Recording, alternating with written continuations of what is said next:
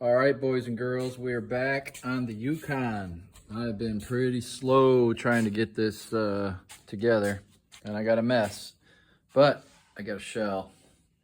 We got a shell. I got to button up that back wall a little bit. It's just stood up in there. So I got to glue it and screw it still in the back, but got 3 layers of side walls. I got 5 layers of roof. We got 4 solid layers of floor.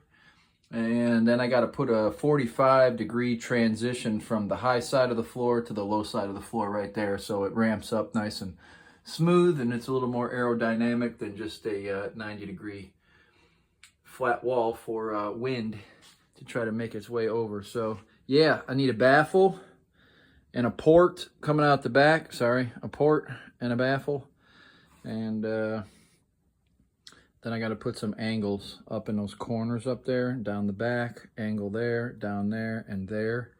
And then once I put that 45, that gap right there for the wheel well will be filled behind the 45. And that whole cavity, that's 2 layers now. The cavity from where that 45 is going to get filled with foam. So that'll be solid. That's already solid.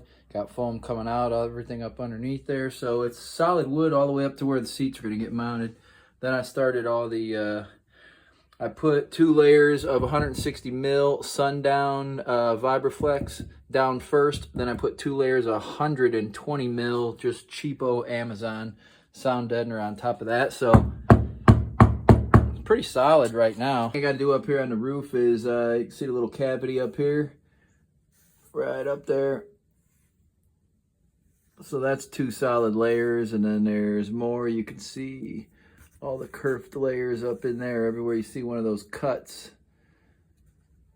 there's more pieces up inside there. So I got spray foam all the way across, right up in here. It's only a very small cavity up in there though, because just above that's all wood. So, and of course we used enough glue that it squirts out the side everywhere. That's the PL8 up there. That, if you haven't seen that before, that's more like cement.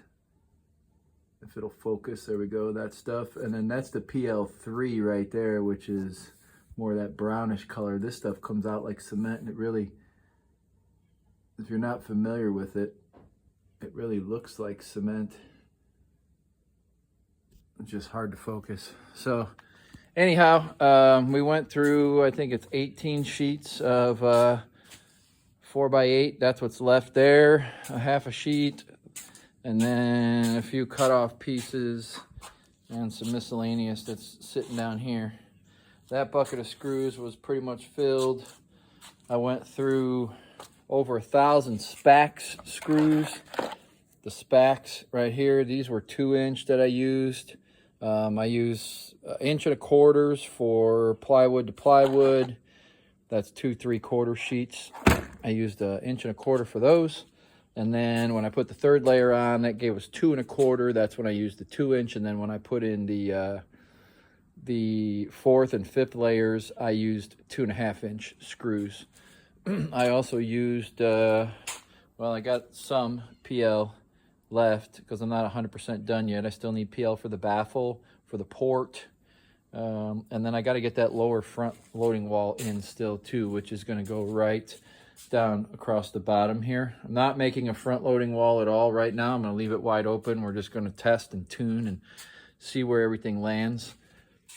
We also went through I thought it was about 3/4 of a jug of Titebond 2. That stuff's pretty good.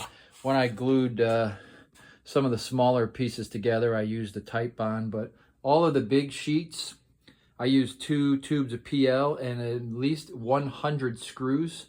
You can actually slow down my video and pause it and probably count all the screws. What you see in this inner sheet, that's on every sheet, okay? There's 102 screws in that sheet right there by itself. You can see all the screws in the roof. There's hundreds of screws in all the layers of that roof up there. So over 1,000 screws so far. This entire build, everything. It's all echoing in here. It's completely solid. So steel would have been more solid, but might have been a little bit less money too, to be honest with you. But it is what it is at this point. So we are continuing. Stay tuned. I'll make some more videos, and we're gonna get this truck done for Wake the Dead.